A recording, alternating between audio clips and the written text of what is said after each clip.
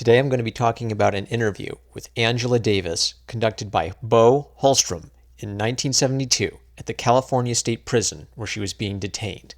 The interview was originally broadcast as part of Varlden i Focus, or World in Focus. Clips of this interview were included in the final cut of the Black Power mixtape, which was screened at the 2011 Sundance Film Festival. I think the final cut of the Black Power mixtape is a fascinating work of propaganda, worth discussing on its own.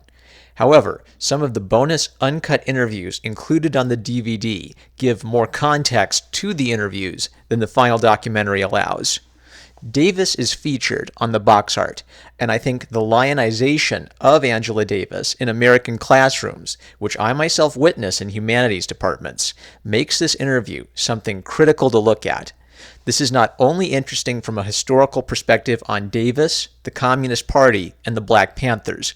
It is also fascinating as an example of how American students are being taught about this time period in such a way as to inculcate Davis's perspective. If you have never heard nor read Angela Davis, you have heard the echoes of her politics on the lips of young people. This uncut Davis interview reveals the Swedish media's angle on the story much more clearly than the final cut of the documentary does. Bo Holstrom calls Davis a symbol for the struggle against black oppression. This is not neutral language. We also gain the added context that Davis's lawyers were present during her interview to caution her about what she should say to the cameras. After Davis discusses her health problems and describes her detainment in Marin County, Holmstrom asks her for her perspective on recent prison riots. Presumably, he's referring to the Attica prison riot, and what she thinks of the circumstances of the prisoners. Davis connects the news of the riots with her experience defending the Soledad brothers, framing the prison system as abusive towards basic human rights. For example, she describes the practice of prisons using strip cells, where men could be placed in a small box-like cell with no light without any court order. Holmstrom asks her if prison uprisings like Attica are justified in light of such circumstances. Without giving a direct yes or no, Davis suggests that Attica was an eye-opening moment for Americans. When asked if other forms of corrections could replace prisons, Davis challenges the premise of Holstrom's question. Is a violent uprising, like in Attica and other places, is that justified to change situations like that?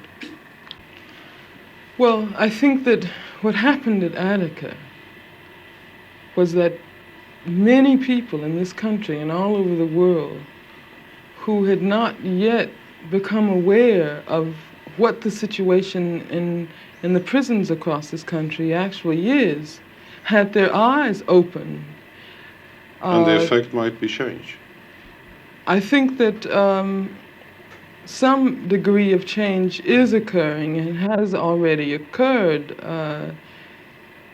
It's interesting that not very long ago, an ex-Attorney General of the United States, Ramsey Clark, said that he was beginning to believe more and more that what had to occur in this country was that prisons had to be abolished. Prisons as we see them now, prisons with their present structure and their present functions in the society.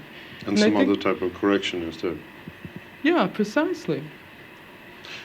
But of course, when you talk about corrections, and especially as that relates to black people and Chicanos and Puerto Ricans and poor people in general, it's very difficult to talk about rehabilitation in any kind of authentic sense, because the real problem is not the fact that a man or woman has gone out and has stolen some object here and there. The real problem is that of creating a society where men and women are not forced to resort to those kinds of methods in order to survive.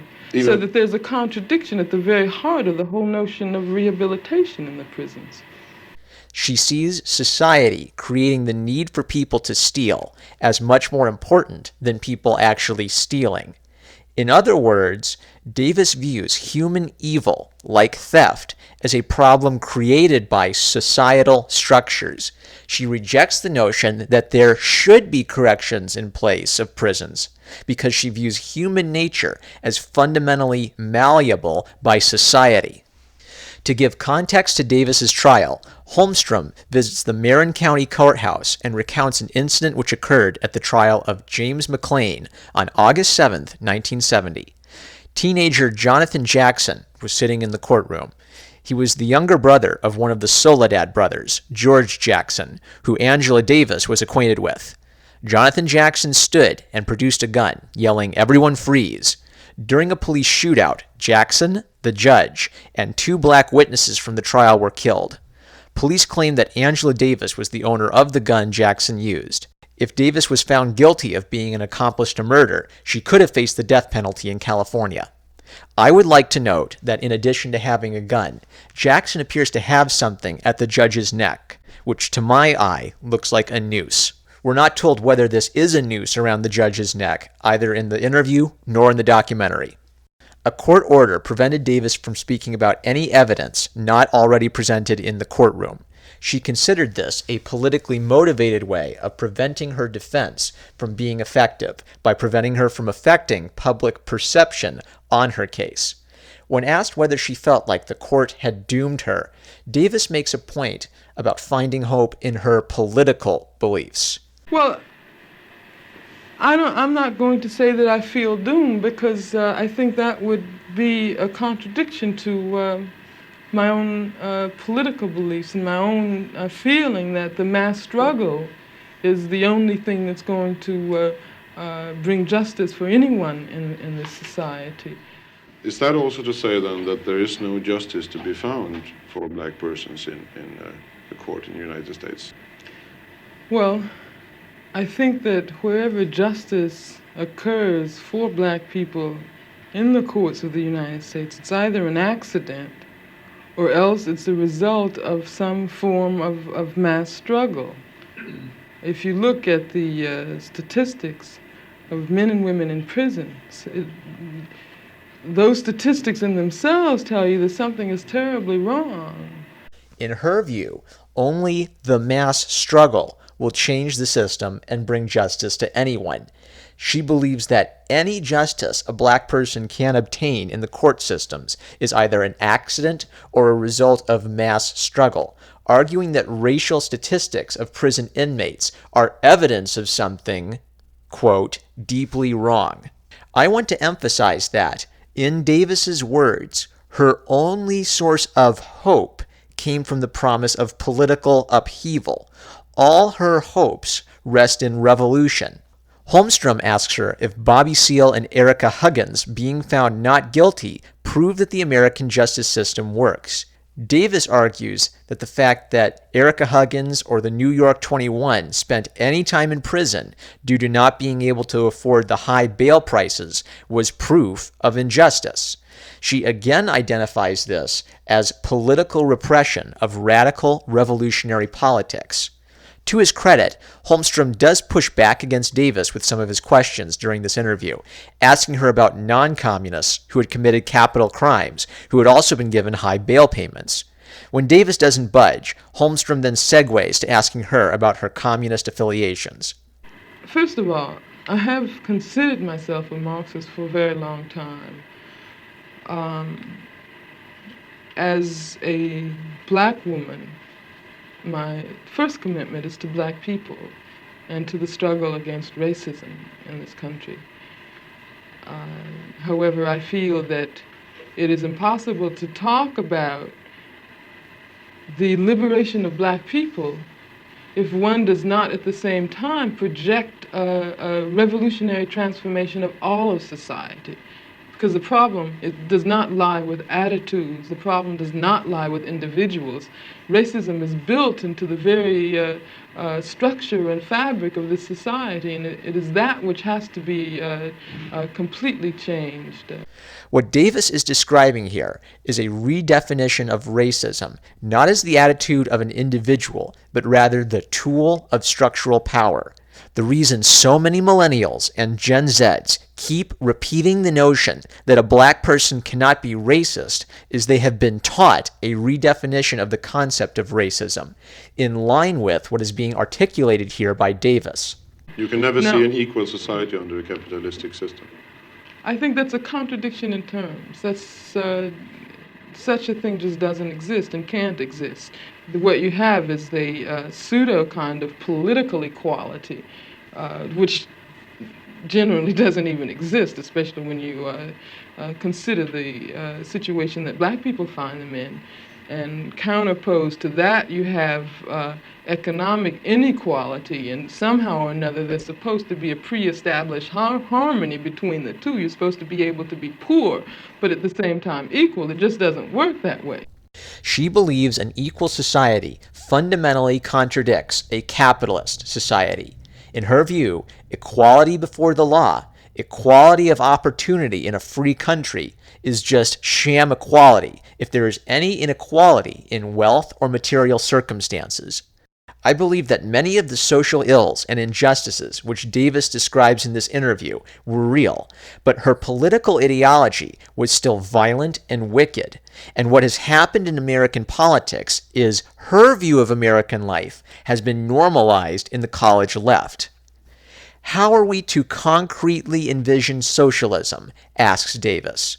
Let's review. Davis is a Marxist. She is a member of the Communist Party. The economic system she envisions, in her words, is socialism. I remember when Barack Obama's policies were criticized as socialistic, and the counterargument was that the fear of socialism was a conspiracy theory, that socialism would never be accepted by a mainstream American political party. The only candidate who offered a substantive challenge to Hillary Clinton was self-described socialist Bernie Sanders, and apart from Joe Biden, Sanders is today one of the few names likely to be competitive for the Democrat nomination for the 2020 election season. My point is, by the admission of a communist scholar, socialism is the economic system she envisions. It's not conspiratorial thinking to see the influence of Karl Marx in the contemporary left.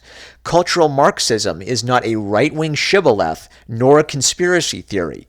This is an influential Marxist describing her vision for the culture in her words.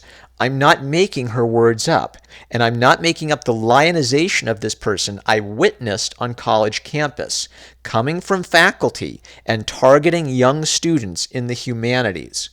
Davis argues that propaganda has distorted people's views of socialism.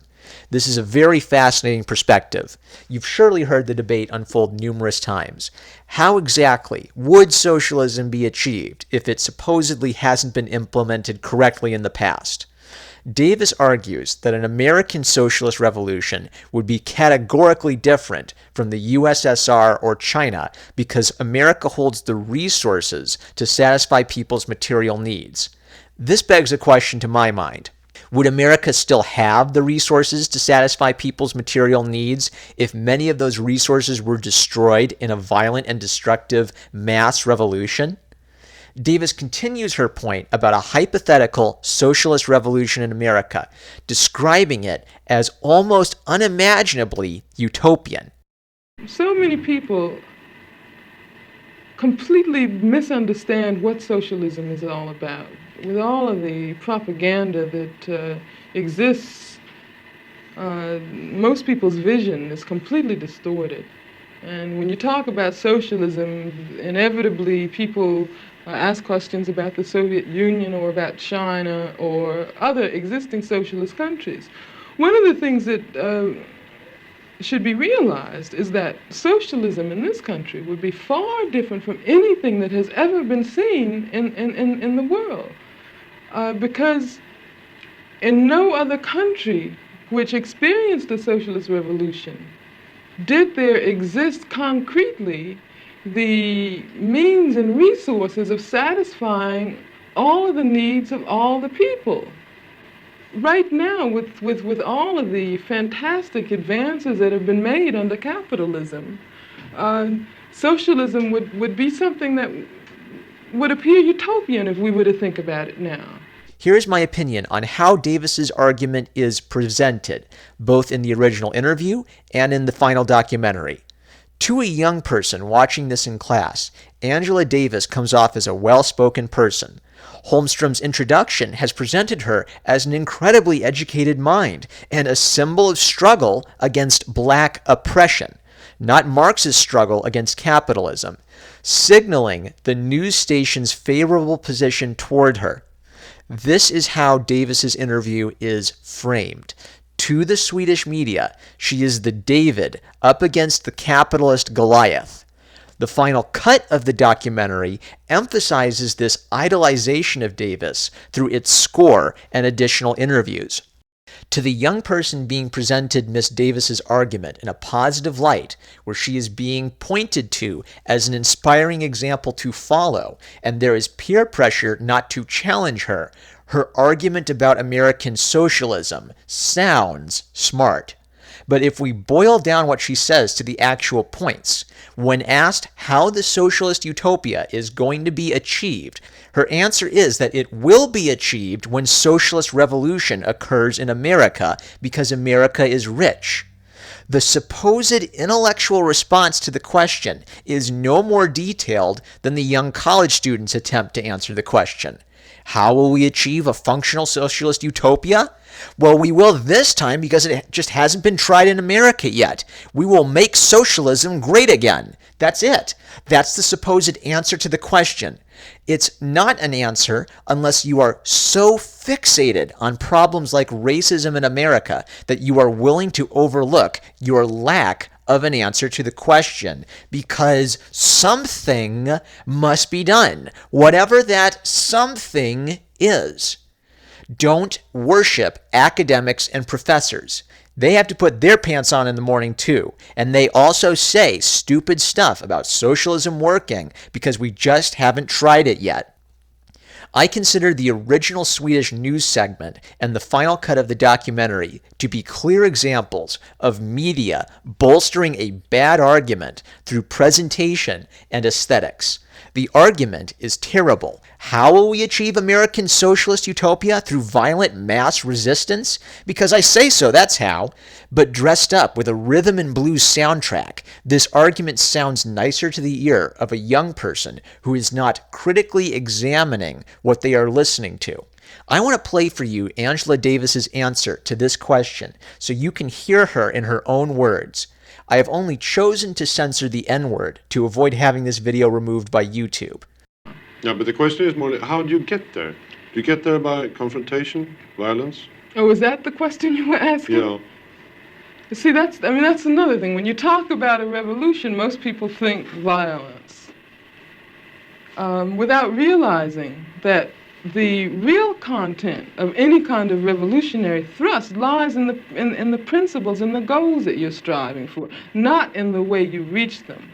I think it's worth noting that though the final cut of the documentary cut out some of the additional comments, this quote was highlighted both in the final cut and in the trailers for the film.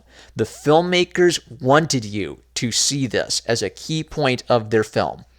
But yet and still, we are not yet prepared and ready to seize power, using whatever means is necessary to seize power.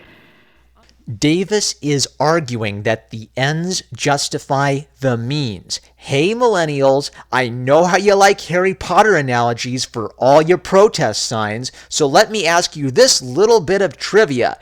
Get ready, Ravenclaws. Which character is known for the slogan, "For the greater good"? I'll give you a hint. It's not Albus Dumbledore. On the other hand, because of the way this society is organized, because of the violence that exists on the surface everywhere, you have to expect that there are going to be such explosions. You have to expect things like that as reactions.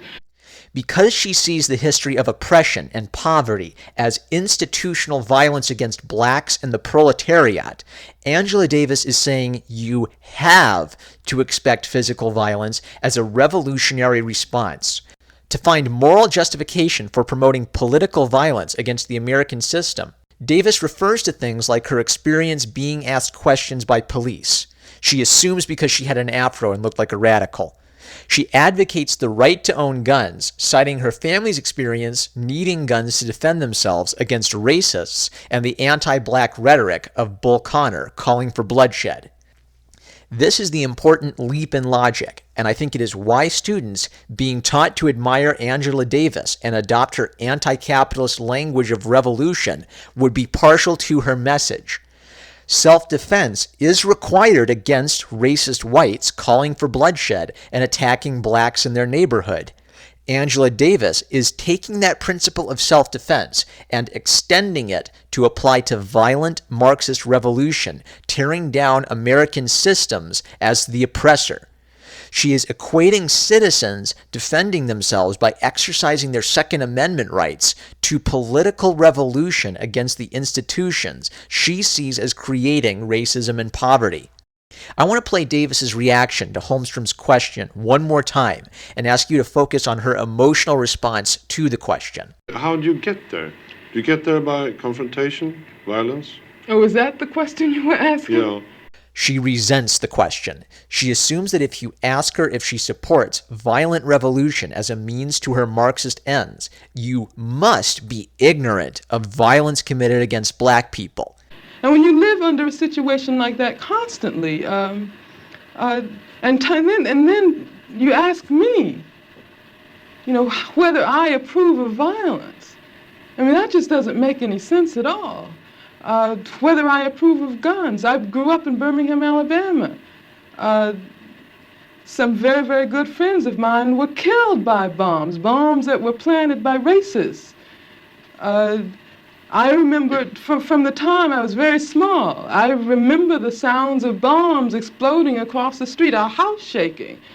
I remember my father having to have guns at his disposal at all times because of the fact that at any moment we might expect to be attacked. The man who was at that time in complete control of the city government, his name was Bull Connor, would often get on the radio and make statements like, "Niggas have moved into a white neighborhood, we better expect some bloodshed tonight." And sure enough, there would be bloodshed. After the 4 young girls one of them lived next door to me. I was very good friends with the sister of another one. My sister was very good friends with all 3 of them. My mother taught one of them in her class. In fact, when the bombing occurred, one of the mothers of one of the young girls called my mother and said, "Can you take me down to the church to pick up Carol? We heard about the bombing and I don't have my car." And they went down, and what did they find? They found limbs and heads strewn all over the place. And then after that, in my neighborhood, all of the men organized themselves into an armed patrol. They had to take their guns and patrol our community every night because they did not want that to happen again. I mean, that's why when someone asks me about violence, I just find it incredible. What it means is that the person who's asking that question has absolutely no idea what black people have gone through, what black people have experienced in this country since the time the first black person was kidnapped from the shores of Africa.